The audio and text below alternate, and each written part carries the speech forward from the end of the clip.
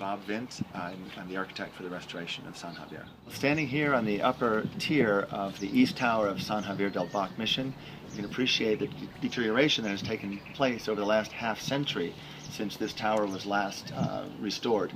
In the 1950s, the building was covered with a layer of cement plaster, which at the time was thought to be the best thing to do.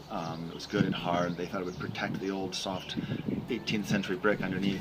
But as it turns out, the cement proved to be incompatible with the original structure and caused unseen deterioration, which now we're beginning to see as chunks of the cement fall off and underneath the brick is all eaten away by trapped moisture. I'm Barbara Peck. I'm a member of the Patronato Board of Directors, and I'm one of the co-chairs for the Capital Campaign. We started a couple of years ago raising money to restore the East Tower, which is the last significant structural restoration to complete for the mission. And we have a goal of reaching $3 million, which is the amount of money that we estimate that it will cost to do that restoration work. We've already begun some infrastructure work on the interior of the East Tower, and we're looking forward to getting the scaffolding up to complete that restoration work within the next 5 years.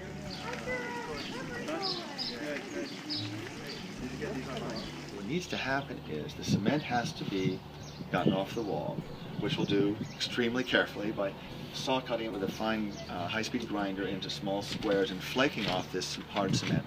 Underneath the old brick, which is essentially a burned adobe, a low-fire clay brick, will be repaired. Some bricks will be softened so much that we need to substitute the outer 2 inches or so.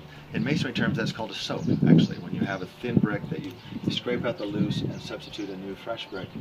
The mortar will be lime and sand, no cement.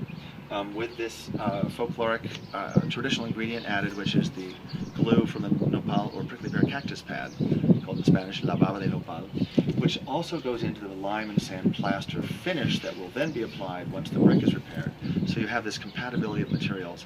Lime and sand mortar, lime and sand plaster provides a protective, breathing skin for this historic mission.